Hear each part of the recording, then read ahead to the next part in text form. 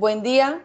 En nombre de la Universidad Juárez Autónoma de Tabasco, agradecemos la participación de la maestra Lluvia Guadalupe Moreno Pérez, quien tiene maestría en Medicina Veterinaria y Zootecnia por la UNAM en el área de Patología Clínica Veterinaria. Formó parte del Comité para el Fomento y Protección Pecuaria del Estado de Tabasco como inspectora post-mortem de la campaña contra la tuberculosis bovina durante un año. En el año 2012, realizó un internado en el Departamento de Patología en el área de Patología Clínica de la Facultad de Medicina Veterinaria y Zootecnia de la UNAM, para ingresar a la maestría en dicho departamento. Durante el 2013 y para complementar los estudios de la maestría, llevó a cabo una estancia en el Laboratorio de Patología Clínica del Departamento de Medicina Veterinaria de la Universidad de Cambridge en Reino Unido. Desde el 2015 hasta la fecha, es profesora investigadora de la licenciatura en Medicina Veterinaria y Zootecnia en la División Académica de Ciencias Agropecuarias de la Universidad Juárez Autónoma de Tabasco. Asimismo, inició su propio laboratorio de patología clínica veterinaria Morlab, en el cual colabora en el diagnóstico de enfermedades en diferentes especies. Escuchemos a la maestra Lluvia Moreno con la conferencia Utilidad diagnóstica e interpretación del hemograma en la clínica veterinaria. Bienvenida, maestra, adelante.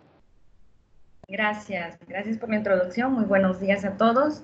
Esta charla está dirigida a todas aquellas personas que están interesadas en la clínica en animales, ya sean pequeñas especies o grandes especies.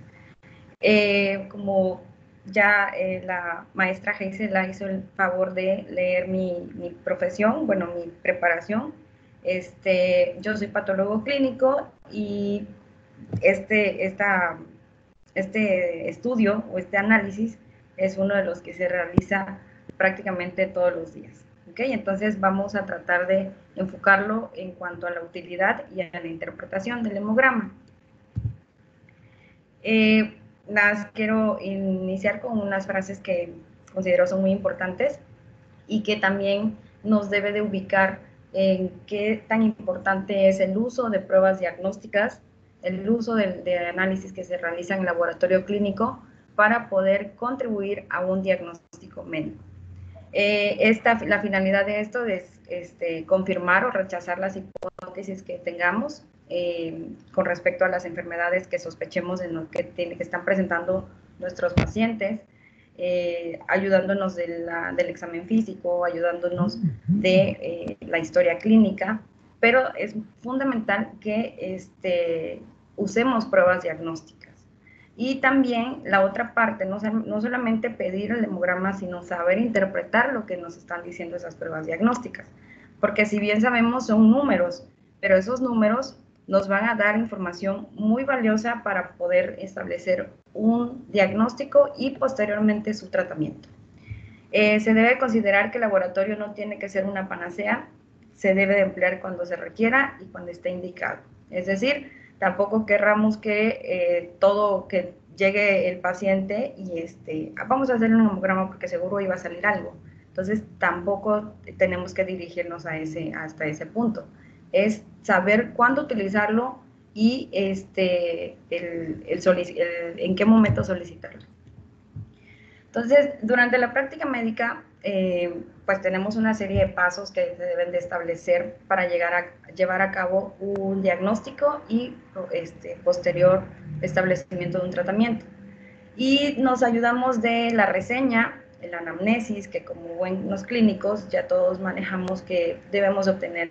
Es muy importante saber la edad, la raza, la especie, porque como médicos veterinarios no solamente atendemos una especie, a diferencia de la medicina humana, sino atendemos a diferentes especies y con muy diferentes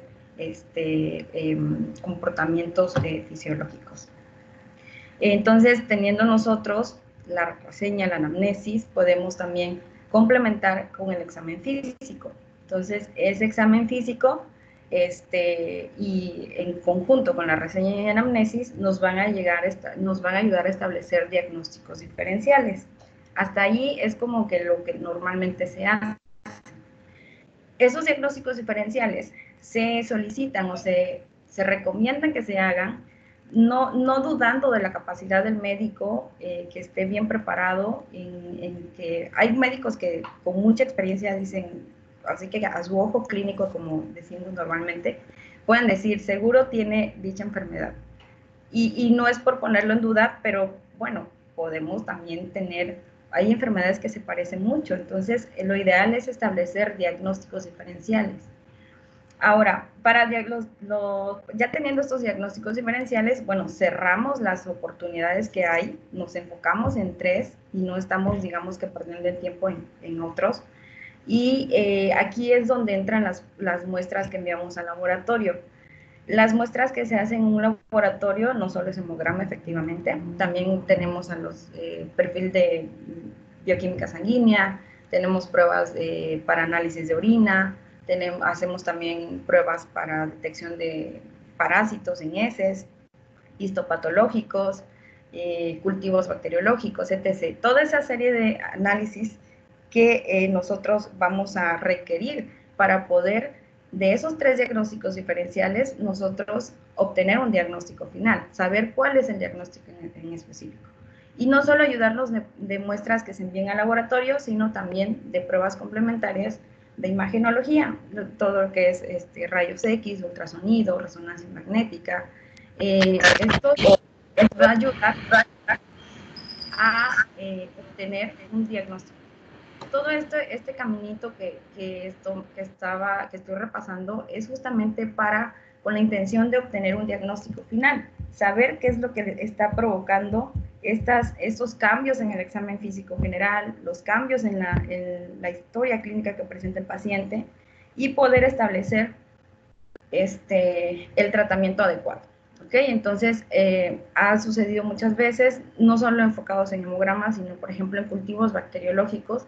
Suele suceder que tenemos una enfermedad que tiene, un paciente que presenta signos de un proceso infeccioso cutáneo, vamos a enfocarnos en un proceso infeccioso cutáneo, y pues damos como que el mejor antibiótico porque seguro le va a pegar, ¿no? Entonces, muchas veces sí funciona, pero de repente vuelve a recaer o de plano no funciona. Entonces ahí es donde dicen, bueno, vamos a hacer un cultivo bacteriológico. Y nos llevamos con la sorpresa de que ya si efectivamente hay bacterias, o sea, el médico hizo un buen diagnóstico y es un proceso infeccioso bacteriano. Pero el problema es que la bacteria ya es resistente. Entonces, he tenido casos donde el resultado del cultivo bacteriológico, con su respectivo antibiograma, me da que es resistente a todos los antibióticos, digamos que los más comunes que usamos en medicina veterinaria. Y entonces ahí es cuando ya decimos, no, pues mejor vamos a hacer el cultivo y al momento de hacer el cultivo, les digo, salen resistentes y tenemos que hacer un antibiograma complementario para poder establecer un tratamiento adecuado. Entonces, ahí la utilidad del por qué debemos de, antes de llegar aquí, no pasarnos desde reseña, anamnesis, diagnóstico diferencial, sino llegar antes de obtener el diagnóstico final, complementar con pruebas de laboratorio o análisis, muestras que enviamos al laboratorio, pruebas de imagenología en caso de que se requieran, y para poder establecer un tratamiento adecuado que sea, y vamos a reducir gastos en el propietario, vamos a reducir también más afecciones en los pacientes. Esa es la utilidad esto digamos que es el proceso, los pasos que debemos de seguir para obtener un tratamiento adecuado.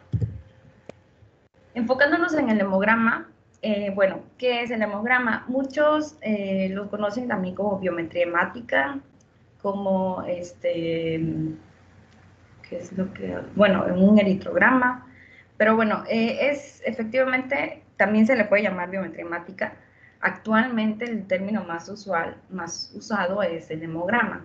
Y como su nombre lo dice, es un estudio detallado de componentes sanguíneos. Estudio detallado me refiero a que vamos a evaluar tamaño, vamos a evaluar forma y vamos a evaluar también la cantidad de cada uno de ellos. ¿Okay? Componentes sanguíneos, ¿de quién hablamos? De glóbulos rojos, glóbulos blancos, plaquetas, y bueno, todo lo que está en plasma, proteínas, carbohidratos, etc. Pero en el hemograma solamente vamos a evaluar la parte sólida, las células de la sangre. ¿Quién lo realiza? Esto, ¿de quién lo realiza? Bueno, no hay una persona específica que lo realice. Se realiza en un laboratorio de análisis clínicos. De preferencia, en el caso de medicina veterinaria, que sea un patólogo clínico, porque el patólogo clínico está preparado, o sea, aparte de tener la preparación médica, aparte de saber, de hablar de signos, de hablar de conocer de enfermedades, tiene la especialidad de leer lo que vemos en la sangre, interpretar lo que estamos viendo en los resultados. Entonces, digamos que el ideal, y no es por echarme flores, pero es en hacer esta evaluación, es un patólogo clínico. En el caso, por ejemplo, de los humanos, pues está el área de hematología y es prácticamente, está enfocado solamente a los componentes sanguíneos. Actualmente, en las clínicas veterinarias, ya tenemos a la mano equipos automatizados que hacen también esta lectura del hemograma. Sin embargo, no hace la otra parte, que es ver al microscopio, que es fundamental para complementar un hemograma. No solamente los numeritos, sino también la observación al microscopio de las células. ¿Qué tipo de muestra se utiliza para realizarlo? Sangre completa, es decir, la sangre no tiene por qué estar coagulada, tiene que estar, sí, con anticoagulantes. Y el anticoagulante que más se usa es el EDTA. También tenemos otros anticoagulantes como la heparina, como el citrato de sodio. Sin embargo, el que más se recomienda es el EDTA, ya que, por ejemplo, la heparina puede interferir con la tinción que se hace. Entonces, sí, efectivamente va a evitar que se coagule la sangre, pero va a interferir con la tinción que estamos utilizando. En el caso del citrato de sodio, no es muy recomendable porque también después de un determinado tiempo empieza a ocasionar algunas alteraciones en las células. Entonces, el ideal es el EDTA y pues ya conocemos, viene en un tubo con tapa. Sí. Okay. Este hemograma, el hemograma es uno de los más utilizados. Espérame tantito, sí, ahorita te hablo, es que me están tocando, espérame tantito. Este estudio es uno de los más utilizados gracias al costo-beneficio. Es un estudio económico que se entrega, los resultados son rápidos a diferencia de otros y bueno, nos brinda información importante para toma de decisiones. La utilidad del hemograma, bueno, si bien no es que, como les decía al inicio, no todas las enfermedades las vamos a poder diagnosticar a través de este estudio, nos va a servir para hacer un diagnóstico de enfermedades, efectivamente. Por ejemplo, una anemia hemolítica inmunomediada, la vamos a poder diagnosticar muy fácilmente en un hemograma. La presencia de hemoparásitos, por ejemplo, microfilarias, Ehrlichia, lo vamos a poder identificar. Examen médico de rutina también es una de las utilidades, es decir, un paciente que llega a revisión, hay personas que están muy comprometidas con sus mascotas y llegan y quiero que le haga un examen médico de rutina a mi paciente y bueno, el hemograma es uno de los indicados. Seguimiento de un tratamiento en caso, por ejemplo, de animales que estén con quimioterapia o que estén bajo un tratamiento y tengamos que evaluar la cinética de los glóbulos rojos, de los glóbulos blancos, también es útil el hemograma. Una valoración prequirúrgica, ya que en el hemograma, pues, como les decía, podemos ver el estado de los componentes sanguíneos, si las plaquetas están normales, si los glóbulos rojos están normales, etc. ¿Okay? El monitoreo de una enfermedad. En caso, por ejemplo, de los animales que presenten una insuficiencia renal crónica, endocrinopatías, entonces para ir monitoreando una enfermedad es útil el hemograma. En caso de animales que tengan, por ejemplo, presenten anemias no regenerativas, se indica que a los 3 días se haga un nuevo estudio para verificar efectivamente si la médula ósea está respondiendo o no al proceso que está ocasionando la anemia. Y bueno, como dije al inicio, búsqueda de hemoparásitos. No son las únicas, pero son las más útiles. ¿Cómo realizarlo? Bueno, desde 1957 aproximadamente ya se vienen trabajando los equipos, ya venían los equipos automatizados, pero bueno, anteriormente también, y de hecho es importante utilizar, no perder de vista las dos maneras de hacerlo, ¿no? Tenemos, estos serían los elementos, los instrumentos, el material que utilizamos para realizar un hemograma de manera manual, y lo que vamos a obtener con estos materiales pues también nos lo va a dar el equipo. Estos equipos por lo general utilizan impedancia.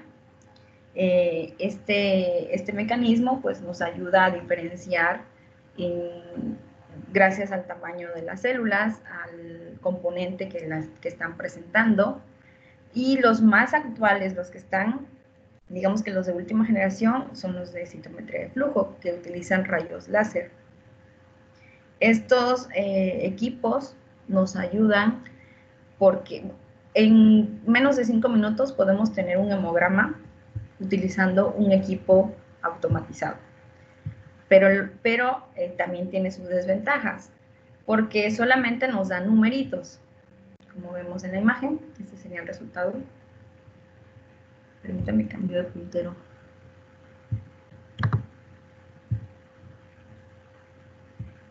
Pero si le dices a Hilda, sí, ya lo sé, yo bueno, sé. Solo vamos a ver números, pero no vamos a ver a la imagen, al frotis, no vamos a ver a las células. Y créanme que ver un frotis es muy importante. O sea, no debe de haber un hemograma, no se debe entregar un hemograma si no se observa un frotis. Porque podemos, en el equipo nos pueden marcar nos puede dirigir, digamos que hacia una alteración, pero en el hemograma resulta que es otra. Un ejemplo, tuve el caso de un gato que presentaba leucocitosis extrema continuamente. Entonces, y le hicieron como 3 hemogramas seguidos, y en los 3 presentaba leucocitosis, y pues el médico pensaba que era un proceso inflamatorio y decía, es que ya no sé qué hacer porque pues no sé de la leucocitosis. Entonces me envía la muestra, veo efectivamente que había leucocitosis, pero resulta que lo que estaba causando ese incremento de los glóbulos rojos eran glóbulos rojos inmaduros. Tu peluche, nena. Estos glóbulos rojos inmaduros son los que hacen que el equipo los cuenta como células nucleadas. Entonces nos va a dar una leucocitosis, pero cuando veamos el frotis, vamos a ver que en realidad son puros glóbulos rojos inmaduros. Entonces, ahí la importancia. O sea, el médico pudo haber seguido con antiinflamatorios y nunca iba a ceder porque no era ese el tratamiento. Entonces, ese es un ejemplo de la importancia del por qué debemos utilizar tanto debemos de complementar el estudio de un equipo automatizado con la observación del frotis. Este material, que puse para hacerlo de manera manual es porque es material muy económico, es fácil de conseguir, y en las clínicas pueden tenerlo y les va a ser de mucha utilidad. La verdad es que me da mucho gusto ver que muchas clínicas estén utilizando refractómetros, y apoyándose de un microscopio les ayuda muchísimo al diagnóstico. Hay diferentes equipos, no solo, ese es un Exigo BET, pero también IDEX maneja su propio equipo, Advia maneja un equipo, Sysmex, Mindray, son equipos automatizados que son de un precio accesible, podemos decirlo, pero también es importante recalcar que no todos van a hacer el diagnóstico, el diferencial de leucocitos. Este WBC habla del conteo total de glóbulos blancos y abajo nos dice un porcentaje, tanto el valor absoluto como el relativo, pero no es específico, es decir, nos dice linfocitos tal cantidad, monocitos tal cantidad, granulocitos tal cantidad. Pero hay que recordar que los granulocitos tenemos a neutrófilos, eosinófilos, basófilos, y eso el equipo no nos lo diferencia. Los equipos que están trabajando con láser ya son capaces de hacer esa diferenciación, y es una diferenciación, se habla que es muy precisa.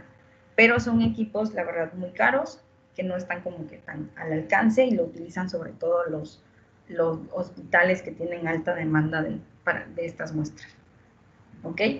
Entonces, el hemograma está compuesto, o un resultado de hemograma, por lo general, depende mucho del laboratorio, perdón, por la publicidad, pero este es el laboratorio en el que estoy trabajando. Y pues tenemos el área de anamnesis. Si ustedes comparan el resultado con otro resultado de otro laboratorio, van a tener que siempre está el área de anamnesis, que debe tener la especie. Es importante la especie porque los valores de referencia que se utilizan, este es para canino, pero para caballos es otro, para gatos es otro, no es solamente un valor de referencia. A diferencia de los humanos, que solamente, pues nada más hacen la diferencia entre, creo que jóvenes y adultos, o mujeres y hombres.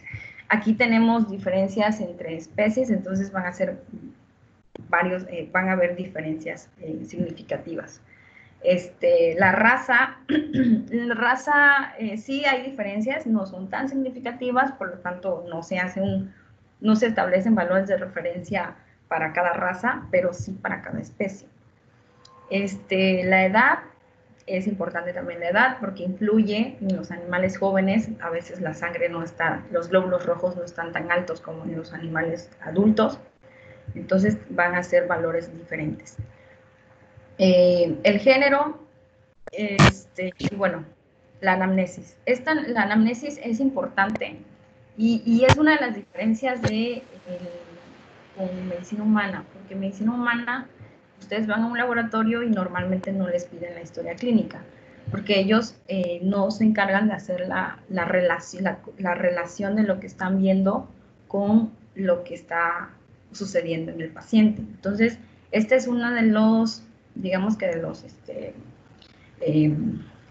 diferencias del patólogo clínico con un químico farmacobiólogo. Bueno, hay quienes tienen la preparación, pero con un técnico de laboratorio podemos decir va a ser la diferencia, porque el patólogo clínico, les digo, es veterinario para empezar, entonces va a poder tener la idea de que es anorexia, de que está histérico, y al momento de ver los resultados, pues va a poder relacionar lo que está sucediendo y por qué se está ocasionando estas alteraciones. Aquí está la parte de resultados. Esto es parte de lo que da el equipo, y ya digamos que el diferencial de leucocitos es lo que vemos en el frotis.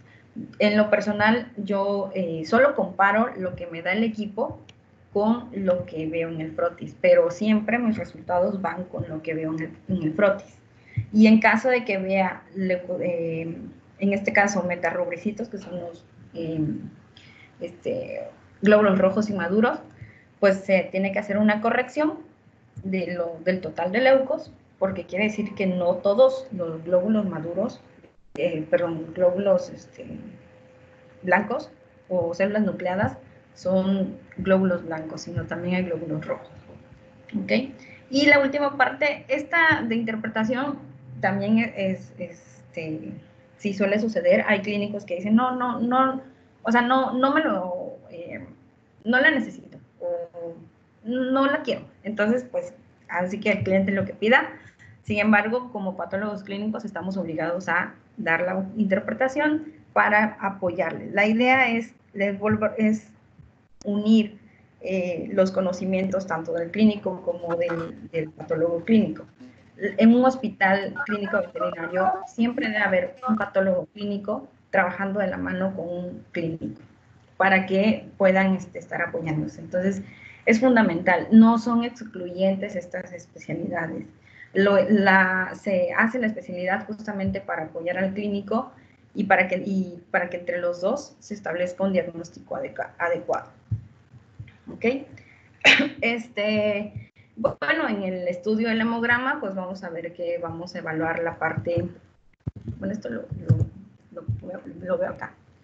Entonces, enfocándonos a los resultados del hemograma, vamos a tener la parte que evalúe a la serie roja o el eritrograma. Todos estos elementos, más el RDW, que no está aquí, pero también se debe contar, nos van a hablar sobre la parte de glóbulos rojos. Las plaquetas y, bueno, la observación de ellas nos va a hablar solamente del conteo plaquetario, y la parte del leucograma pues se va a enfocar en la porción de la serie blanca. ¿Ok? Entonces el hemograma, por eso es que se hace digamos, es importante hacer esta distinción para que sepamos en qué área debemos enfocarnos. Si estamos sospechando de anemia, pues debemos de buscar que estos analitos nos determinen si hay anemia o no. ¿Ok? Entonces, para saber si este resultado, que es el que me da el equipo o el que obtengo de manera manual, está dentro de los valores de referencia, pues tengo que tener un valor de referencia. En el caso de los perros, por ejemplo, este valor de referencia dice que es lo normal. O sea, normalmente los perros deben tener entre 0.37 a 0.55 de hematocrito. Litro sobre litro, puede ser porcentaje también.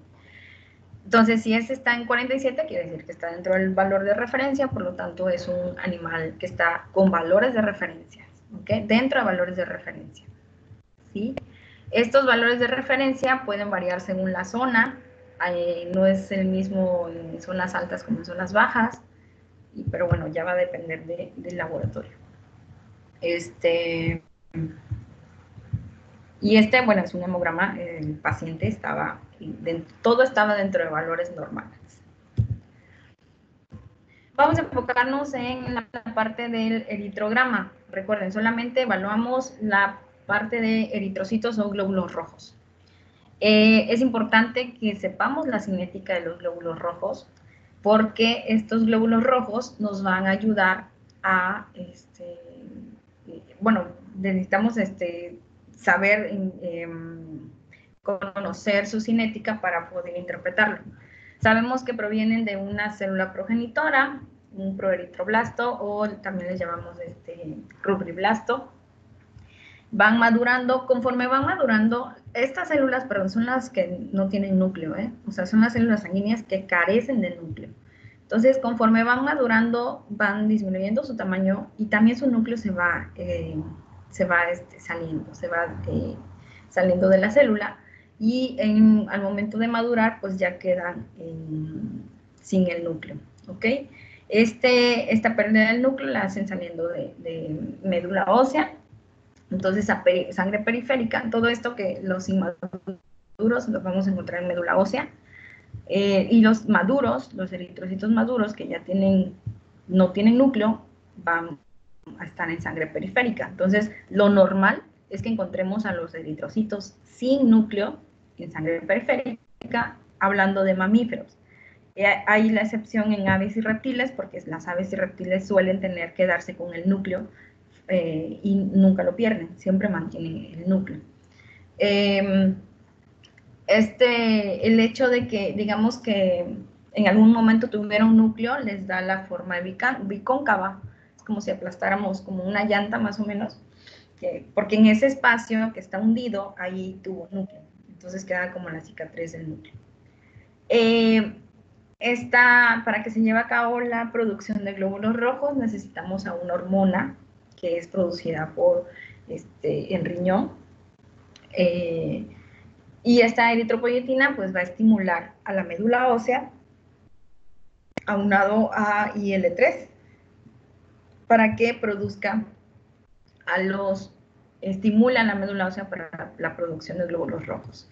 Se conoce que tardan de 5 a 7 días para que se produzcan glóbulos rojos, pero puede acelerarse hasta 3 días. En casos de anemia severa, en 3 días la médula ósea ya pudo haber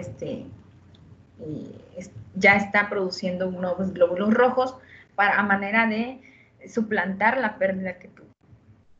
¿Cuánto viven los glóbulos rojos? Varía dependiendo de la especie.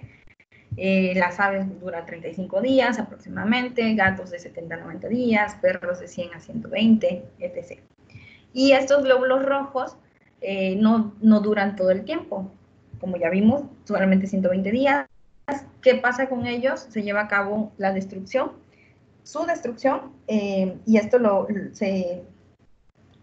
realizan el sistema monocítico, fagocítico mononuclear del hígado y del vaso. Es decir, los macrófagos están detectando ahí cambios en el eritrocito maduro, ya cuando están envejeciendo se van como arrugando, van perdiendo la capacidad de transportar hemoglobina, entonces todo eso hace que el glóbulo rojo, pues ya en su día 120, sea destrozado fagocitado por los macrófagos de hígado y vaso, y se inicia el proceso de, y aquí está relacionado, las bilirrubinas, porque el momento de que el eritrocito es fagocitado, la hemoglobina queda libre, la hemoglobina siempre va a estar dentro de él, pero al momento de ser fagocitado queda libre, y entonces va a iniciar el proceso el ciclo de las bilirrubinas. ¿Ok? Y bueno, como ven, los eritrocitos son los que más abundan en la sangre, están presentes si vemos apenas hay 4 leucocitos y miren cuántos eritrocitos hay, entonces son los que normalmente abundan, predominan en la sangre. Diferentes especies van a tener diferentes eritrocitos, varía el tamaño, varía la presencia del núcleo, la forma, entonces les digo, es importante. También para hacer un hemograma de aves o reptil, no se puede hacer en los equipos, en el analizador automático normal. Se tiene que hacer manual porque lo va a contar como un glóbulo blanco, una célula nuclear. Entonces, es manual. ¿Qué valores vamos a obtener de manera manual o automatizada al hematocrito? Si muchos saben, bueno, yo me imagino que muchos deben de manejar el término, el hematocrito nos habla del volumen de los glóbulos rojos en la sangre completa. Aquí tenemos un hematocrito en esta imagen,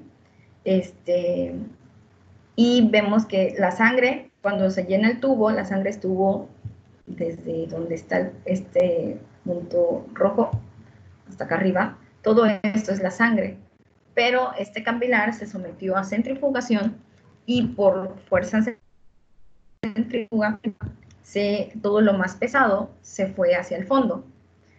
Entonces, lo más pesado y aparte lo que más abunda, ¿no? Entonces, todo el paquete globular, todo lo rojo, es justamente el hematocrito, son puramente glóbulos rojos. Entonces, tenemos que el hematocrito, si sacamos un porcentaje, podemos ver que un 47 aproximadamente % es lo que representa los glóbulos rojos de toda la sangre. Aquí se dio una separación. Entonces, aquí tenemos al paquete globular de glóbulos rojos que están ahí todos aglomerados.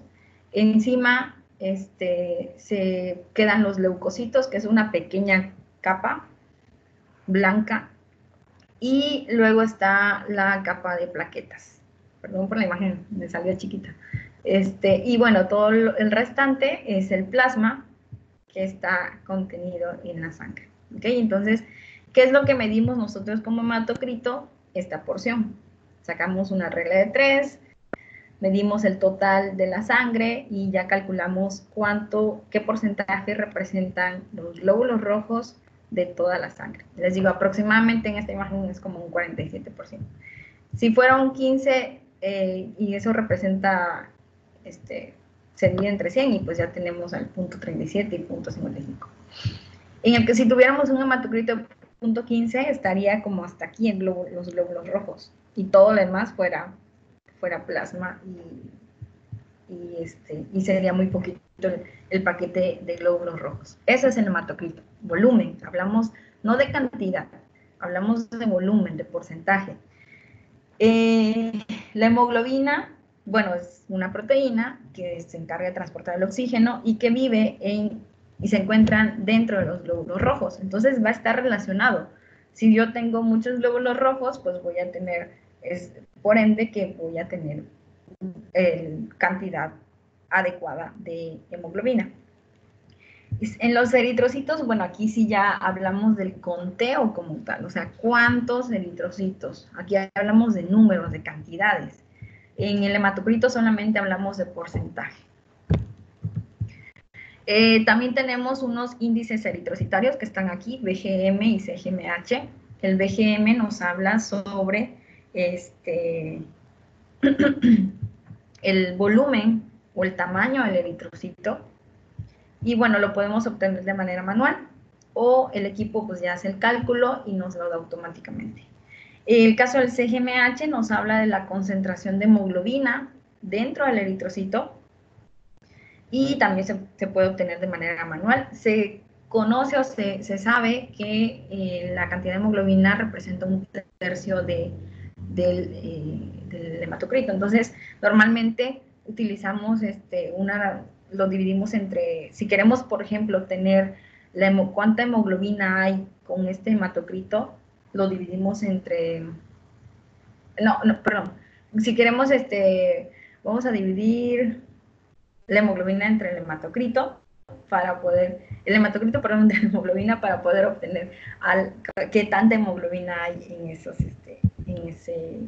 ese paciente.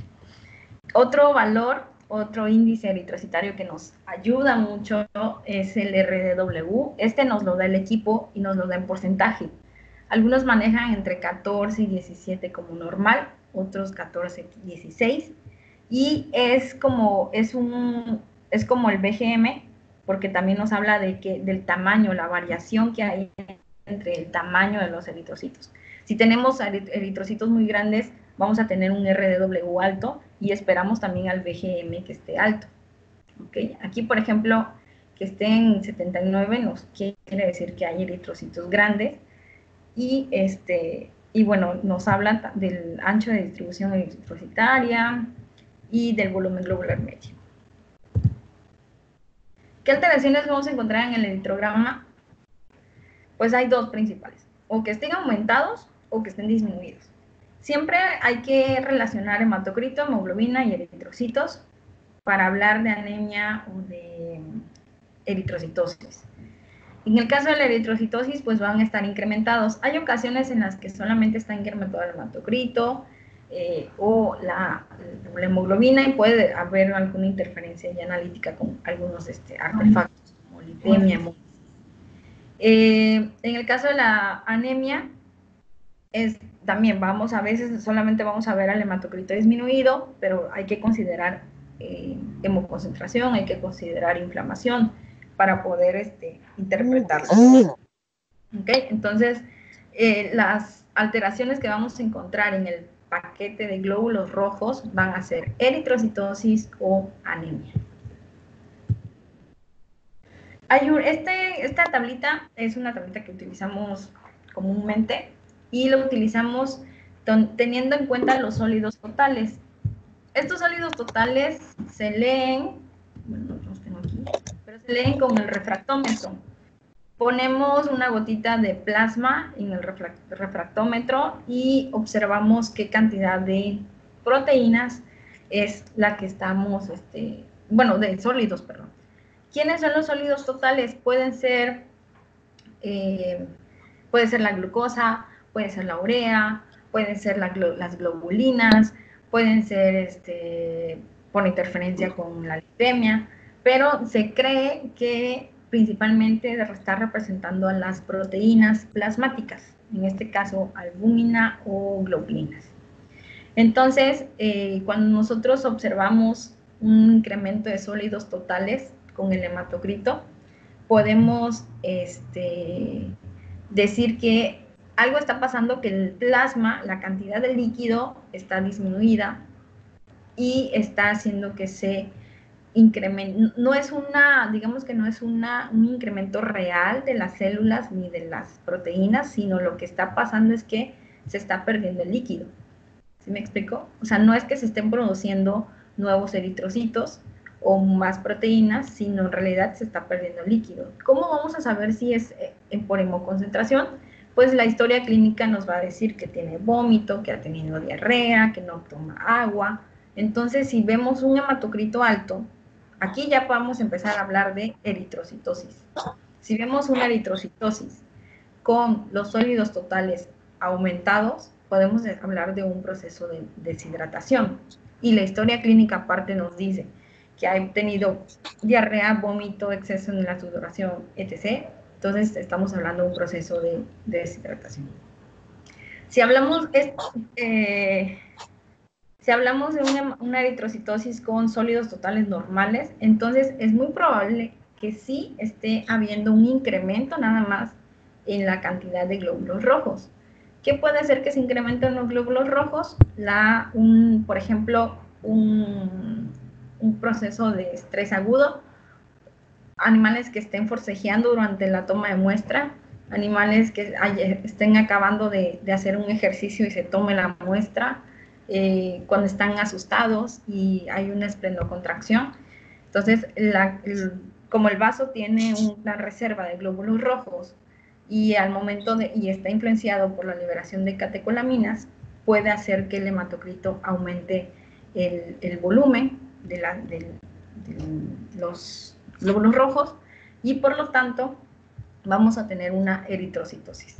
Pero aquí ya no podemos considerar relativa, porque los glóbulos rojos, los sólidos totales están normales. Entonces, en realidad hay un incremento de los glóbulos rojos nada más. Y aparte, les vuelvo a repetir, la historia dice que es un gato, que es un caballo, que acababa de hacer ejercicio, o en su defecto, que sea una eritrocitosis absoluta, en caso de animales que tengan eritroleucemia o policitemia vera, animales que tengan dificultad respiratoria, también podemos tener una eritrocitosis sin incremento de sólidos totales. Y una eritrocitosis con sólidos totales disminuidos nos va a hablar un poco más, digamos, podemos ser más específicos en pensar que es un problema por una insuficiencia cardíaca. Es decir, hay estimulación en la producción de glóbulos rojos, pero esa misma estimulación está haciendo que se pierdan las proteínas plasmáticas. En casos, por ejemplo, de que haya una efusión abdominal, podemos pensar que eso está ocasionando que los sólidos totales estén disminuidos. Recuerden que sólidos totales principalmente vamos a hablar de las proteínas plasmáticas, globulinas y albúmina. En el caso del hematocrito normal, no tenemos ni hay eritrocitosis ni hay anemia, pero los sólidos totales están incrementados. Es probable que haya un proceso que en verdad las globulinas estén alteradas, estén siendo producidas, o su producción está aumentada por un proceso de inflamación crónica, o que el hematocrito a lo mejor está enmascarado. O sea, además de tener, es probable que por lo que haya un proceso de deshidratación y el hematocrito no se refleje todavía como anemia, pero estamos viendo que hay un proceso de un incremento en las proteínas. ¿Cómo vamos a saber todo esto? Gracias a la historia clínica. Por eso es importante. Y yo lo que hago y recomiendo es que si no tiene, pues mejor no le juguemos a adivinar, porque vamos a tener que dar una lista de todos los posibles. Entonces, si no hay historia clínica, es muy difícil que podamos nosotros adivinar qué es lo que tiene, a excepción de algunas de particulares alteraciones que nos indiquen una enfermedad. Pero si no hay historia clínica, es muy difícil poder interpretarlo así nada más. Si nos dicen, el animal está perdiendo sangre, fue atropellado, y vemos que el hematocrito no está reflejando anemia, ni los sólidos totales están reflejando hipoproteinemia o inflamación crónica, pues es probable que sea un proceso de hemorragia aguda. O sea, en una hemorragia aguda no da tiempo, todavía no podemos ver que se está disminuyendo el paquete globular, el paquete de glóbulos rojos. ¿Ok? Entonces hay que tomarlo en cuenta. Sí, ahora, si es un animal sano que no presenta ninguna alteración y vemos hematocrito normal y sólidos totales normales, pues es normal, o sea, no hay ningún problema. Si tenemos hematocrito normal y sólidos totales disminuidos, hay que pensar en un problema con las proteínas. Es probable que las proteínas plasmáticas no estén siendo sintetizadas adecuadamente, o se estén perdiendo, o no se estén absorbiendo adecuadamente. Y por último, anemia. ¿Cómo relacionar la anemia con los sólidos totales? Bueno, si vemos anemia y vemos que hay incremento de sólidos totales, pues podemos pensar que hay inflamación crónica. Hay un tipo de anemia que es una anemia no regenerativa, que se considera secundaria inflamación crónica, debido a que durante el proceso inflamatorio se produce una proteína de fase aguda, que es la hepcidina. Esta hepcidina lo que hace es que secuestra el hierro en médula ósea, en los macrófagos de médula ósea. ¿Por qué lo secuestra? Porque es una manera de responder como defensa, porque dice, a ver, si estoy siendo producida es porque hay un proceso inflamatorio, y es probable que ese proceso inflamatorio sea secundario a un proceso infeccioso. Entonces, para evitar que las bacterias utilicen el hierro como fuente de energía, esa hepcidina, esa proteína, evita que el hierro se genere o esté disponible, y lo secuestra. Entonces, la anemia, se da porque el hierro no está disponible para la producción de glóbulos rojos. Entonces, esa anemia es una anemia no regenerativa por secundaria inflamación crónica, por el efecto que hace la hepcidina. En el caso de otro proceso, en el cual vemos hematocrito, anemia y incremento de sólidos totales, es en casos de anemia hemolítica inmunomediada, porque las globulinas quiere decir que están mediando ese proceso de destrucción de glóbulos rojos. Entonces, como están elevadas, vamos a tener incremento de sólidos totales. Aquí sería por las globulinas, también por las globulinas. Y bueno, va a haber anemia y el incremento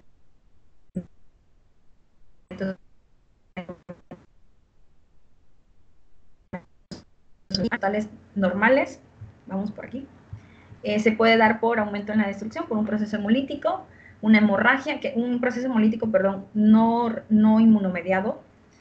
Puede ser, por ejemplo, por babesia, por anaplasmosis, etc. Un proceso, disminución de su producción, quiere decir que la médula ósea no está respondiendo bien no está supliendo esa falta de glóbulos rojos. Hemorragias sin necesidad de que haya pérdida de proteínas. Y si vemos anemia y disminución de sólidos totales, pues hay que pensar en puede ser una sobrehidratación. Es común que a veces canalizan al paciente y, híjole, se me olvidó tomar la muestra. Entonces toman la muestra después de que ya está canalizado. Es muy probable que encontremos una sobrehidratación. Depende también de la cantidad de terapia, de la terapia de líquidos a la que esté sometida el paciente. Pérdidas crónicas de sangre. y pues por lo tanto de albúmina. Y en los animales jóvenes, comparándolos con los valores de un animal adulto, vamos a ver anemia y disminución. Es útil, sin embargo, no es, o sea, no va a suceder, pero es muy indicativa y nos ayuda mucho a interpretar nuestro hemograma. Pero siempre y cuando tengamos a los sólidos totales. Los sólidos totales no todos los miden. Nosotros en medicina veterinaria sí utilizamos la medición de sólidos totales. Les digo, es muy fácil de hacerlo. Un refractómetro cuesta unos 1.200, 1.300 pesos. Capilares, hacer la centrifugación y bueno, ahí medimos el plasma. Eso se hace en plasma, ¿eh? Si vemos anemias, bueno, tenemos principalmente, sabemos que la anemia es una disminución, ya hemos hablado de que es una disminución en el valor de hematocrito, hemoglobina y eritrocitos. Por lo general, la anemia es una alteración secundaria, pero es importante también mencionar que hay enfermedades, específicamente como anemia hemolítica inmunomediada, que sí va a ser primaria. Pero por lo general la anemia es una alteración secundaria a otra patología. Y debemos de clasificarla de acuerdo a la respuesta medular. Esto quiere decir, si la médula ósea, que es la que produce glóbulos rojos, es capaz de suplir a los glóbulos rojos que se están perdiendo o se están destruyendo, entonces quiere decir que la médula ósea está trabajando, y a eso le llamamos anemia regenerativa. Si vemos una anemia y no vemos signos de regeneración, quiere decir que la médula ósea no está respondiendo y es muy probable que la médula ósea esté afectada. ¿Cuáles son las más graves? Las anemias no regenerativas, porque ¿quién va a producir entonces a los glóbulos rojos que se están destruyendo? ¿Okay? Y la otra clasificación, no es mi favorita, pero bueno, se menciona y es de ley, es la anemia de acuerdo a los índices eritrocitarios. O sea, de acuerdo al tamaño y de acuerdo al color del eritrocito. O la cantidad de hemoglobina es lo adecuado. ¿Cómo evaluar respuesta medular? También, respuesta medular, no todos ¿quién nos ayuda a evaluar la respuesta medular? RDW y también el BGM, el CGMH, pero principalmente los reticulocitos. Estos reticulocitos no nos lo da el equipo, lo tenemos que contar de manera manual, y aparte tenemos que hacer una tinción especial. No es la misma tinción que utilizamos, no es el GROAI, no es el Liquid, es otra tinción. Puede ser no azul de metileno, puede ser verde de crecil brillante, y solamente nos va a dar información sobre los reticulocitos. ¿Quiénes son los reticulocitos? Ya vimos en esta. Digamos que hasta aquí. Es una fase antes de que madure completamente el eritrocito. Este reticulocito, la médula ósea es capaz de sacarlo, es como su cadete, si lo ponemos como es un cadete que está preparándose, que está formándose para hacer un eritrocito. Entonces, cuando la médula ósea detecta que los soldados que mandó a la defensa, la oxigenación, están siendo destruidos o se están gastando, entonces envía los cadetes, que en este caso serían los reticulocitos. Esto sucede normalmente casi en todas las especies, a excepción de los caballos y bovinos, algunos. La médula ósea es un poco egoísta y dice, no, tú maduras hasta aquí, ya. O sea, maduras hasta que tengas que madurar, no te puedo lanzar así al ruedo. Entonces, en caballos no nos apoyamos de la medición de reticulocitos, del conteo de reticulocitos, sino utilizamos otros medios. En este caso, en caballo nos ayudaría el RDW. Pero es en equipos especializados. Y sin embargo, se tiene todavía la duda. Pero en perros, gatos, otras especies, sí nos ayuda ver la cantidad de reticulocitos que hay. El valor que utilizamos es que sea menor a 60, perdón, mayor a 60. O sea, normalmente los perros tienen 60 reticulocitos en circulación. 60 por 10 a la 9. Pero en caso de anemia, pues esperamos a que estén más elevados para poder decir que es regenerativa.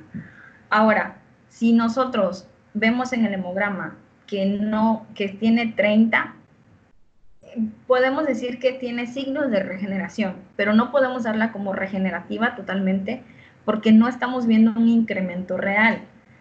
Y tampoco la podemos dar como no regenerativa porque están ahí. Entonces, ¿qué es lo que se recomienda? Si la vemos no regenerativa, en ese momento esperar 3, 4 días y hacer un nuevo hemograma para ver cómo los reticulocitos están respondiendo.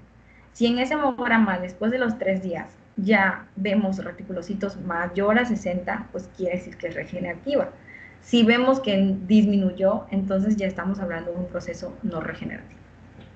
¿Okay? Dentro de las causas, pues son las más comunes: proceso inflamatorio crónico por el efecto de la epsilina que comenté hace rato, insuficiencia renal crónica por efecto del problema, justamente la participación del riñón en la generación de la eritropoyetina, y cuando hay insuficiencia renal crónica, pues el riñón no está trabajando adecuadamente, procesos virales que puedan afectar médula ósea, deficiencia de hierro en cerdos, alguna endocrinopatía.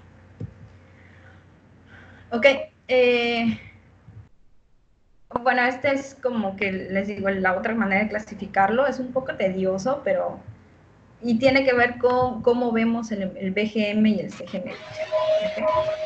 En caso de BGM, tamaño, y CGMH, color. Normocíclica, normocrómica quiere decir que está del tamaño normal y del CGM y de color normal. Pero hay anemia, ¿eh? ¿Cuándo vamos a tomar en cuenta estos índices? Cuando tengamos anemias. Si no tenemos anemias, no tendría caso que lo evaluemos, que nos enfoquemos tanto en ellos. En el caso de que haya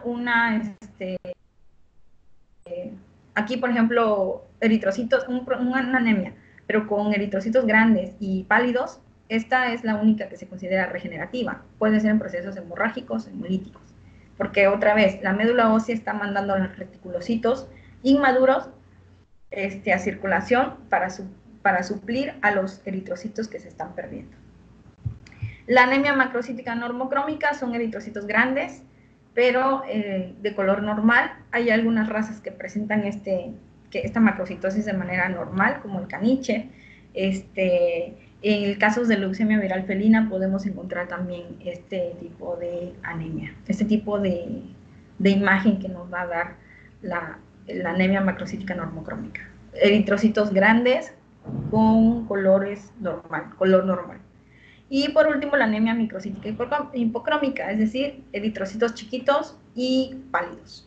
Esto es muy indicativa de una deficiencia de hierro, de piridoxina, cobre, y en los shunts o puentes portosistémicos. Cuando vemos una anemia microcítica, hay que pensar en ya sea en una deficiencia de estos elementos o puentes portosistémicos. ¿Quién nos va a decir cuál de las causas? La historia clínica. Les digo, es fundamental que un hemograma se lea, se interprete junto con la historia clínica. El clínico a veces solamente recibe los números, pero el clínico pues ya sabe los signos, el examen físico que está presentando su paciente. Entonces, tiene que relacionarlo para que se pueda dar una interpretación adecuada. En el caso de eritrocitosis, es lo contrario de anemia, es el incremento del valor del hematocrito, de la hemoglobina y de eritrocitos. Y hay clasificación también. Tenemos a la anemia relativa, a la transitoria y a la absoluta. Relativa principalmente que está deshidratada, transitoria que está liberando catecolaminas. Les decía yo, cuando el vaso sufre alguna esplenocontracción por efecto de las catecolaminas, libera el paquete de glóbulos rojos y vamos a encontrar eritrocitosis por aumento en la cantidad de glóbulos rojos. En la relativa no es que haya más glóbulos rojos, sino que hay menos líquido. Entonces están hemoconcentrando los elementos. En el caso de la eritrocitosis absoluta, quiere decir que en realidad se está produciendo nuevos glóbulos rojos y puede ser un problema de una eritroleucemia o un problema secundario a una respuesta a hipoxemia. ¿Okay? En casos, les digo, de que tengan alguna dificultad respiratoria o el mal de alturas, incluso en humanos nos pasa cuando vamos, por ejemplo, nosotros que vivimos a nivel del mar y vamos a una ciudad donde tenga mayor altura, sentimos que que nos falta el aire. Entonces, esa hipoxemia nos va a ocasionar que los eritrocitos aumenten a manera de responder. Cuando es inapropiada, en caso de tumores que hayan en el riñón y que estén liberando la eritropoyetina para que se estimule esta producción de glóbulos rojos sin que haya hipoxemia. Entonces ahí se considera inapropiada. EPO es eritropoyetina. Conteo plaquetario es el siguiente. Voy a ir más rapidito, pero ahí está. No sé qué le pasó a mi copo. Ok, evaluación plaquetaria. ¿Me ve? Sí. Sí. Okay. En la evaluación plaquetaria, bueno, las plaquetas, estas se consideran fragmentos de una célula más grande que se llama megacariocito y se van liberando, se desprenden de esa célula, son pequeñas y estas son las que se encargan del sistema, del sistema hemostático del cuerpo, de la coagulación, de la hemostasia primaria, efectivamente, hablando específicamente de la hemostasia primaria. Son las que hacen el primer tapón para evitar que se siga perdiendo sangre. Entonces, esto lo hacen a través de su mecanismo de adhesión, se van pegando como si fueran unos ladrillos, se pegan y, bueno, luego se terminan de hacer el tapón definitivo junto con la fibrina.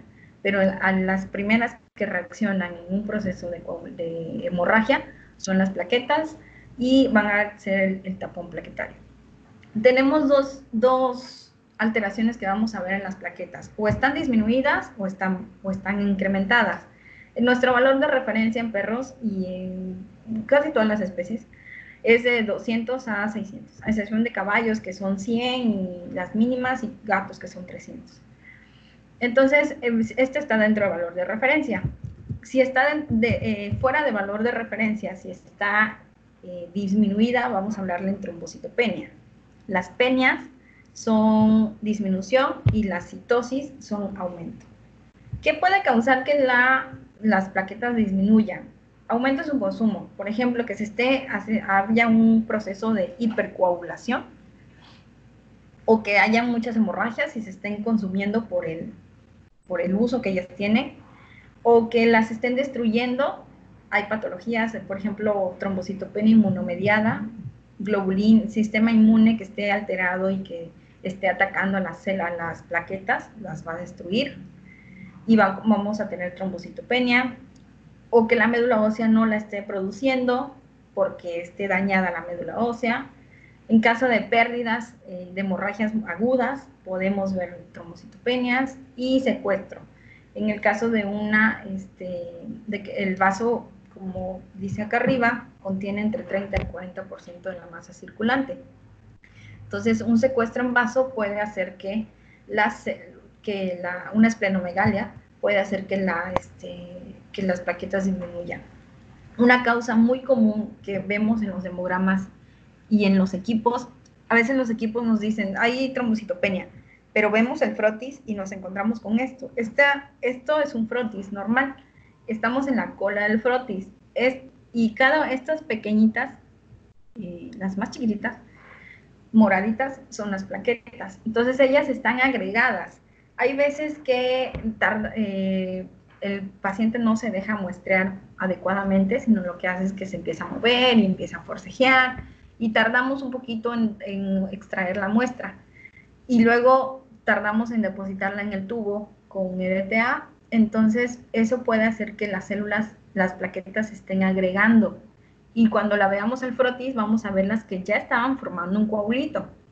Entonces, eso, obviamente, el equipo, como ya están más grandes, no es el tamaño que él normalmente identifica, entonces ya no las puede leer como normalmente lo hace y nos da trombocitopenias. Entonces es importantísimo ver el frotis porque si no vamos a empezar a entablar un diagnóstico, un tratamiento para trombocitopenia, cuando en verdad es que están agregadas y no es una patología, sino fue durante la toma de muestra, o a veces suele suceder también que ponemos muy poquita sangre en un tubo de 3 ml. A veces ponemos 0.5 de sangre en un tubo de 3 ml. Es mucha la cantidad de EDTA para ese poquito de sangre. Y el EDTA suele hacer que en las plaquetas se formen estos coágulos, estos agregados. Entonces, es importante, les vuelvo a repetir, que se observe el frote sanguíneo. La otra alteración puede ser trombocitosis, es decir, que estén arriba de 600. Puede ser por reactividad, puede ser por esplenocontracción, en casos de estrés agudo, miedos, ejercicio excesivo, puede haber una esplenocontracción y va a liberar el 40%, el vaso, todo el guardadito que tiene de plaquetas, o un desorden mieloproliferativo. El BPM es equivalente al BGM, nos habla de la variación del tamaño en las plaquetas. Entonces, un BPM alto nos habla de que hay macroplaquetas, quiere decir que la médula ósea igual está liberándolas antes de tiempo a manera de responder.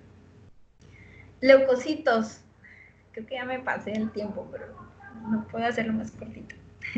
Bueno, leucocitos. ¿Quiénes son los leucocitos? Granulocitos, monocitos y linfocitos. Pero recuerden que granulocitos son 3. Neutrófilos, basófilos y eosinófilos. Monocitos, pues son sanguíneos, solamente están monocitos. Macrófagos, estos son monocitos que cuando salen a tejido se convierten en macrófagos. Es como Clark Kent y Superman, es el ejemplo que le doy a mis alumnos. Entonces, Clark Kent sería el monocito y Superman sería el macrófago. Pero se convierte en macrófago cuando sale a tejido. O hay unos que se instalan en tejido y, bueno, ya reciben otros nombres. Pero se encargan de fagocitar, son la segunda línea de defensa. Los linfocitos, tenemos los 3 tipos, T, B y NK. Y estos, pues, recirculan en la sangre, se van a tejidos linfáticos, linfoides, y de ahí regresan nuevamente a la sangre, a los tejidos, perdón, a manera de ayudar a la defensa del organismo. Los granulocitos, pues también son la primera línea de defensa, sobre todo los neutrófilos. Duran entre 2 a 4 días su producción, pero solo viven entre 6 y 8 horas. Es decir, con los leucocitos que se levanta nuestro paciente, no se duerme con ellos mismos, sino ya esos leucocitos neutrófilos mueren por apoptosis y de ahí empiezan a generar nuevos neutrófilos. Estos responden a factores quimiotácticos. En esta imagen, la verdad es que la uso mucho porque me gusta cómo está distribuida. Vemos que la mayoría son células sin núcleo. Entonces serían eritrocitos. Los que están en menor cantidad, con núcleo, son los leucocitos. Aquí tenemos un neutrófilo, su núcleo es diferente. El linfocito, su núcleo es redondeado, el neutrófilo es un núcleo segmentado. Y el monocito es mucho más grande que estos dos, y aparte su núcleo es un poco más deforme. ¿Okay? Y estas pequeñitas que están aquí son las plaquetas. Entonces aquí tenemos a los componentes sanguíneos que evaluamos en el hemograma. ¿Okay? No estamos viendo el plasma. Del plasma lo único que medimos son los sólidos totales, pero todo lo demás son los componentes. Okay. Bueno, para hablar del leucograma, ya la parte que involucra el leucograma es esta última. Vemos que cuando hablamos de leucocitos vemos el total de glóbulos blancos. No es el mismo resultado, pero bueno, no encontré WBC hace referencia al total de leucocitos. ¿Y quiénes son los leucocitos? Ya dijimos, granulocitos, monocitos y linfocitos. El diferencial es justamente diferenciar si de todos estos leucocitos, si, quiénes son neutrófilos, quiénes son linfocitos, quiénes son monocitos, quiénes son basófilos y quiénes son eosinófilos. El equipo no nos lo da, el equipo nada más nos da los 3 grupos, pero les decía, no nos va a decir de estos granulocitos quién es eritrocito, quién es neutrófilo y quién es eosinófilo, sino nada más nos va a dar en general. Entonces, al hacer el diferencial, al hacer el frotis, nosotros vamos a poder contar y distinguir a las diferentes células. Este diferencial es importante porque es información diferente la que vamos a tener. ¿Okay? Entonces, hacemos el conteo, contamos 100 glóbulos blancos y de esos 100 decimos 33% eran neutrófilos, 15% monocitos, 20% linfocitos, etc. Y hacemos una regla de 3 y ya obtenemos nuestro valor absoluto. ¿Cómo evaluar o cómo saber qué alteraciones vamos a encontrar en el hemograma? Lo mismo que en glóbulos rojos, tenemos que saber cómo funcionan, cómo se mueven los leucocitos, ¿ok? Entonces, hablando de neutrófilos, tenemos en médula ósea a 2 compartimentos, el compartimento proliferativo y el compartimento de maduración y acumulación, o almacenamiento, ¿ok? Entonces, el compartimento proliferativo incluye, esto es médula ósea, o sea, dentro de los huesos largos. El compartimento de proliferación incluye las células más inmaduras, rubriblastos, mieloblastos, promielocitos, etc. El compartimento de maduración incluye a los que ya se diferenciaron, o sea, ya saben qué van a hacer en el caso de neutrófilos. Empezaríamos desde los mielocitos. Ya el mielocito ya sabe que va a ser un mielocito eosinófilo, o un mielocito neutrófilo, o un mielocito basófilo. Entonces aquí lo que va haciendo es nada más madurando. Y ya que está maduro, después de ser mielocito, se convierte en una banda, sí, un neutrófilo en banda, porque se llama así porque su núcleo no se ha segmentado. Una vez que ya madura, se convierte en un neutrófilo segmentado. Entonces, los maduros son los neutrófilos segmentados. Y los inmaduros inmediatos son los neutrófilos en banda. Entonces, en la médula ósea, digamos que así se divide en compartimento de proliferación y compartimento de maduración y almacenamiento. Luego tenemos en la sangre cómo están repartidos los neutrófilos. Tenemos un pool circulante y un pool marginal. Pool circulante es el que nosotros al momento de extraer la sangre vamos a contarlos, los que están circulando. Y el pool marginal son los que se quedan pegados a las paredes de los vasos sanguíneos. Es como si estuviéramos en un partido de fútbol y el pool marginal son los que están en la banca y el pool circulante son los que están los jugadores en la cancha, ¿ok? Entonces, estos, cuando es importante conocer para que podamos interpretar los leucogramas que tenemos, ¿ok? Y cuando en los tejidos, ¿qué pasa? En los tejidos, cuando se necesita que en piel o en hígado o en vasos se necesitan neutrófilos, porque recuerden que los neutrófilos vivos, cuando son requeridos a un sitio donde hay un proceso inflamatorio o un proceso infeccioso, entonces este pool marginal, circulante, se va hacia los tejidos, ¿ok? Entonces este es el caminito que siguen los neutrófilos. Médula ósea, crecen, maduran y se almacenan. Sangre, ya maduros, salen, también se guardan unos y se quedan otros circulando. Y de sangre se van a tejidos. De médula ósea no salen hacia tejidos directamente, tienen que pasar por sangre. La sangre es el medio en el cual se encuentran los neutrófilos, circulando. Si tenemos y ahora vamos a ver los tipos de hemogramas, de leucogramas. ¿Por qué los vemos como leucogramas? Sí vamos a tener, por ejemplo, eosinofilia por sí sola nos da un referente. Nos dice, pueden ser parásitos o pueden ser pero no todos los parásitos, puede ser una respuesta a una alergia, pero cuando los vemos, digamos que en conjunto, pues ya tenemos una mayor visión de qué es lo que está sucediendo en el animal. Para empezar, para hablar de esto, tenemos que tener claro que las filias o citosis se refieren al aumento. Son sufijos que van a ir al ladito del nombre del glóbulo blanco, y filias y citosis van a significar aumento. Penias significan disminución.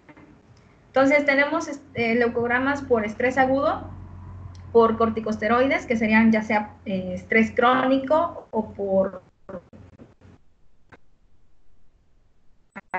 una metilprednisolona pueden ocasionar este tipo de leucograma. Leucogramas de inflamación aguda, de inflamación crónica, sistémica y reacción leucemoide. Y vamos a ver quiénes están aumentados. Por ejemplo, en estrés agudo, cuando dijimos que va a haber catecolaminas presentes, en casos de miedo, excitación, ejercicio extremo, vamos a ver que los neutrófilos, va a haber una neutrofilia, es decir, un incremento de neutrófilos y una linfocitosis. O sea, tanto neutrófilos como linfocitos van a estar incrementados. Y además, vamos a ver en el eritrograma que también hay una alteración. Esta alteración sería la eritrocitosis transitoria, es decir, solamente el paquete del hematocrito va a estar aumentado. Y además también podemos ver una trombocitosis.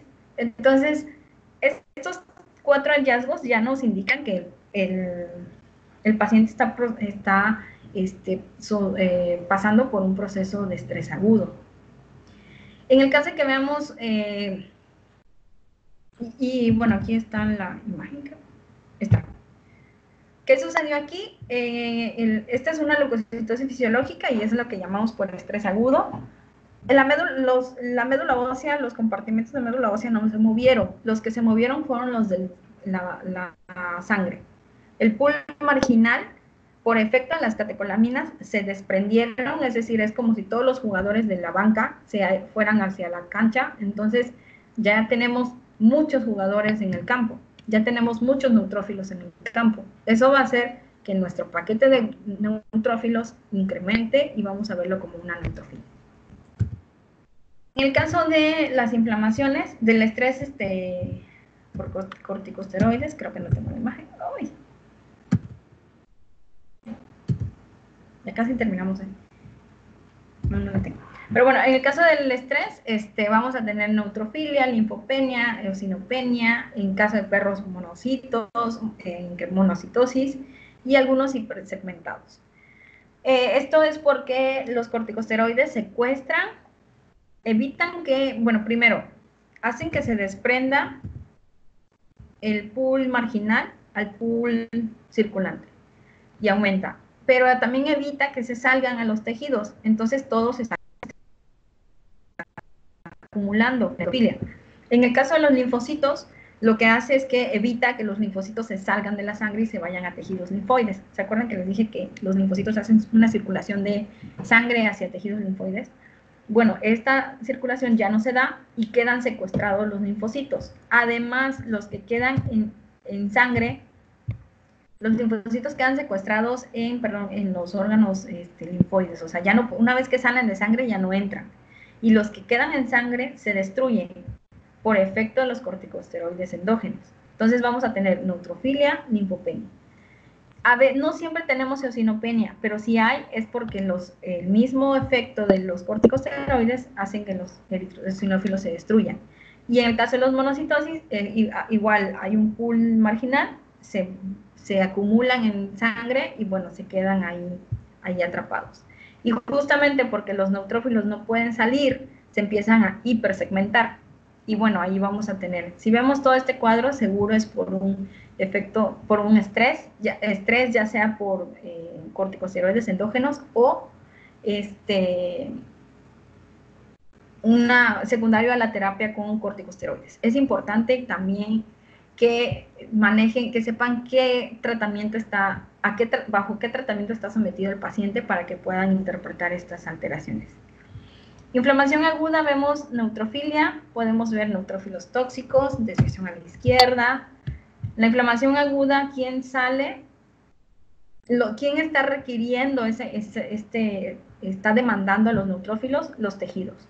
Un proceso infeccioso, un proceso de alguna reacción inflamatoria que esté llamando a los neutrófilos. Recuerden que los neutrófilos tienen la capacidad de salir del vaso sanguíneo a través del rodamiento, de la adhesión, y se escapan. No se rompe el vaso sanguíneo, sino se meten entre las células endoteliales y salen de circulación para quedarse en tejidos. Entonces, cuando hay una demanda en un tejido, pues el tejido dice, oigan, mándenme a todos los neutrófilos que tengan porque estoy siendo atacado. Entonces, se van los circulantes, se van los del pool marginal y se queda desprotegida, digamos, que la sangre. Entonces, podemos tener aquí en un momento neutrofilia, pero principalmente vemos neutropenia, ¿eh? Neutropenia es como que el más indicativo de inflamación aguda. Creo que sí, neutropenia. Y además, como la médula ósea va a detectar que en sangre no tenemos pues los neutrófilos, que son la principal defensa, entonces va a mandar a las bandas. Le va a decir, ¿sabes qué? No me importa que no estés totalmente maduro, pero necesito que estés allá. Ya por lo menos sale ahí la banda un poco apenada y como, ¿y ahora qué hago? Pero bueno, ahí en circulación tiene que aprender, tiene que recordar para qué está hecho. Y la idea de la médula ósea es justamente suplir esa pérdida. En el caso de inflamación crónica, vamos a tener si aquí no es neutrofilia, es neutropenia, perdón, me equivoqué. En el caso de inflamación crónica tenemos neutrofilia, monocitosis, desviación a la izquierda. Desviación a la izquierda quiere decir la presencia de neutrófilos inmaduros, o sea, las bandas. En el caso de inflamación sistémica vamos a tener neutropenia, linfopenia, neutrófilos tóxicos, desviación a la izquierda, etc. La reacción leucosemoide es una reacción que está arriba de los 50 leucocitos por 10 a la 9. Entonces, y muchos neutrófilos en banda. No hay que confundirlo con un proceso con una leucemia, porque si vemos neutrófilos en banda y neutrófilos maduros, seguro es una reacción leucosemoide. Pero si vemos aparte de neutrófilos en banda, vemos mayor desviación a la izquierda o incluso hasta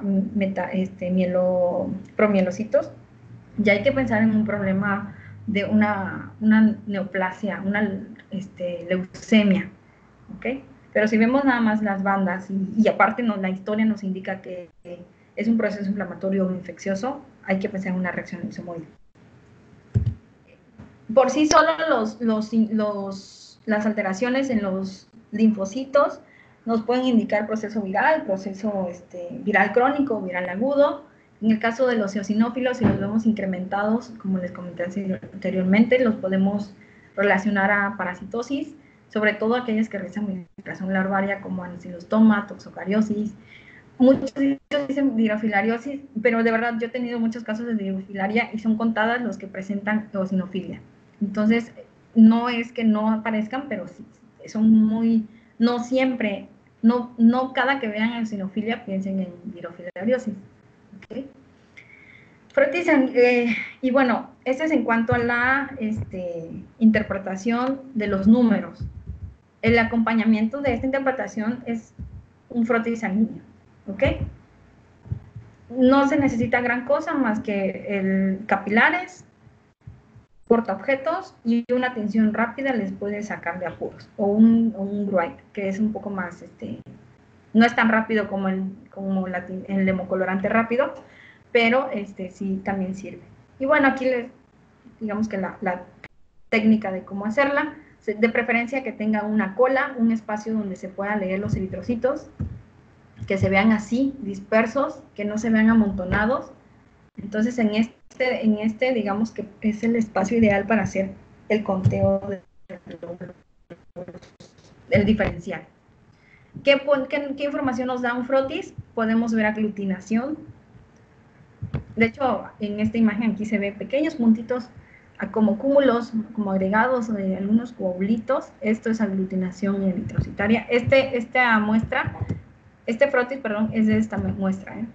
Entonces, era una muestra de una anemia hemolítica inmunomediada. Vemos aquí también cambios en el tamaño de los eritrocitos, inflamación neutrofílica, con desviación a la izquierda. Podemos ver rouleau. Es diferente la aglutinación al rouleau. El rouleau es en forma de cadena. Podemos ver otra vez el tamaño, la variación en el tamaño de los eritrocitos. Y esto nos va a dar un BGM alto, por lo tanto una anemia regenerativa. Bandas, eritrocitos maduros, una anisocitosis marcada, chiquitos, de hecho hay esferocitos. Ahí podemos ver la diferencia en los eritrocitos. Es importante también conocer qué forma pueden tener los eritrocitos para poder dar un diagnóstico. Mórula de Ehrlichia, perdón la foto, pero es que fue la que encontré. Aquí está una mórula. Microfilarias y, bueno, algunos cuerpos de inclusión. ¿Okay? Entonces, esto no nos lo va a dar el equipo. Nosotros lo tenemos que ver. ¿Sí? Pues hasta aquí sería todo. No sé si tienen alguna duda. Felicidades a la maestra Lluvia por la excelente conferencia. Si tuvieran alguna duda, pueden escribirla por favor en el chat o pueden también activar sus audios ahora sí para que directamente le hagan la pregunta a la maestra. Adelante, les escuchamos o les leemos.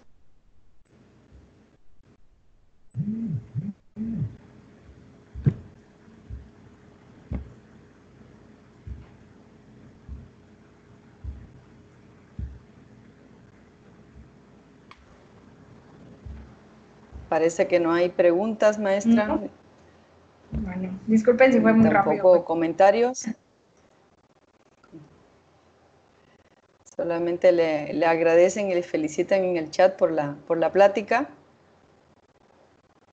Pues okay. Bueno, si no hay comentarios ni preguntas. Yo tengo una duda. Ok. Ok, adelante. Buenas tardes. Disculpe, la maestra comentaba, maestra Lluvia, usted comentaba que cuando no están maduros, pero son necesarios, entran a circulación. ¿Van a cumplir su función como tal o solamente van a hacer como más? O sea, ¿pueden cumplir su función aunque no estén maduros completamente? Sí realizan una función, obviamente no es tan significativa como la del neutrófilo maduro, pero sí tiene capacidad todavía para liberar ciertas citocinas.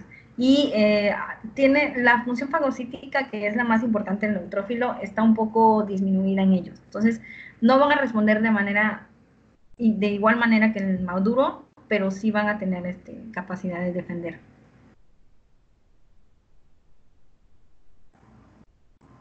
Bueno, muy bien. Muchas gracias. De nada. Muchas gracias. Bueno, maestra, pues entonces no me queda más que despedir.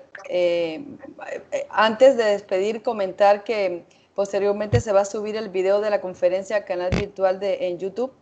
Y bueno, gracias a todos los asistentes por su participación y en nombre de la Universidad Juárez Autónoma de Tabasco, de la Dirección de Tecnologías de Información e Innovación, agradecemos nuevamente a la maestra Lluvia Moreno por la interesante plática sobre la utilidad diagnóstica e interpretación del hemograma. Esta conferencia, como muchas otras, fortalece en el aula virtual de la UJAT. Muchas gracias y saludos a todos.